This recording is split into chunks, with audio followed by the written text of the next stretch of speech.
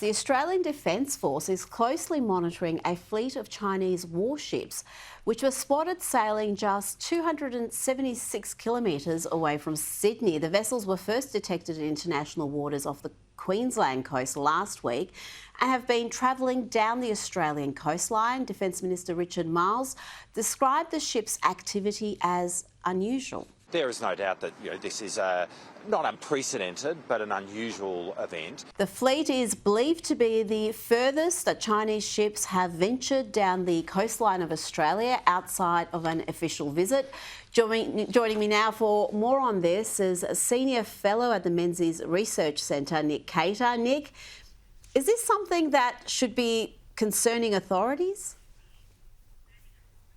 Well, I think it should be concerning Richard Marles a bit more. He just says, well, it's unusual. To me, this is positively spooky, Rita. I mean, why on earth would the Chinese have any reason to waste a perfectly good warship sailing this far south unless they had hostile intentions on Australia? I don't know.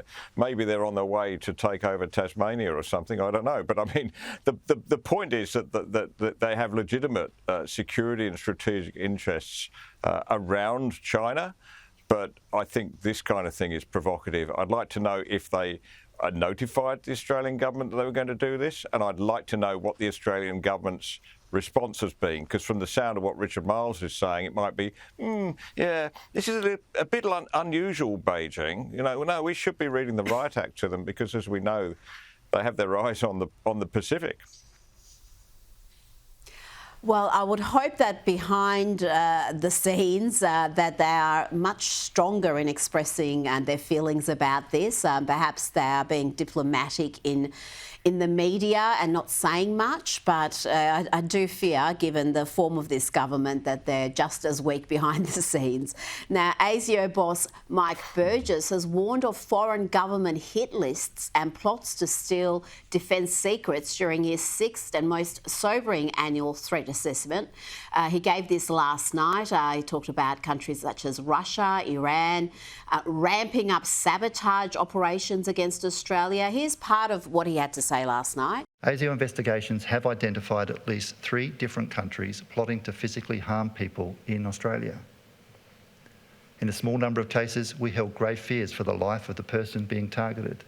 Working with our international partners, we determined this plot was part of a broader effort by the regime to eliminate critics of the foreign government around the world: activists, journalists, ordinary citizens. Nick, you also spoke about the threats facing the Australian Jewish community. Anti-Semitism festered in Australia before the tragic events in the Middle East, but the drawn-out conflict gave it oxygen and some anti-Semites an excuse. Jewish Australians were also increasingly conflated with the State of Israel, leading to an increase in anti-Semitic incidents. Nick, it's frightening to think that we've got countries like Iran planning to use violence to silence their critics who live in Australia.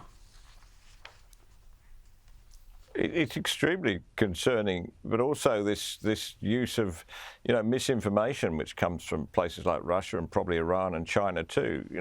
The rise of this anti-Jewish feeling has been sudden and dramatic. And although I don't think we yet have hard evidence of this, the New South Wales Police have at least canvassed the idea that this might be funded by foreign money.